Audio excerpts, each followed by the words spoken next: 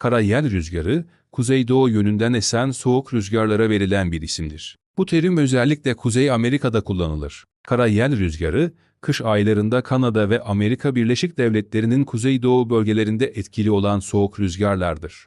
Bu rüzgarlar genellikle kutup bölgesinden güneye doğru hareket eder ve bölgeyi soğuk, kuru hava kütleleriyle etkiler. Kara yel rüzgarı, özellikle soğuk havanın etkisiyle ortaya çıkan dondurucu sıcaklıklara ve kar yağışına neden olabilir. Bu rüzgarların etkisiyle hissedilen sıcaklık daha da düşebilir. Kara yel rüzgarı, özellikle yerel halk ve meteorologlar için önemli bir meteorolojik olaydır. Çünkü bu rüzgarlar ciddi soğuk hava koşullarını beraberinde getirebilir ve yerel iklimi etkileyebilir.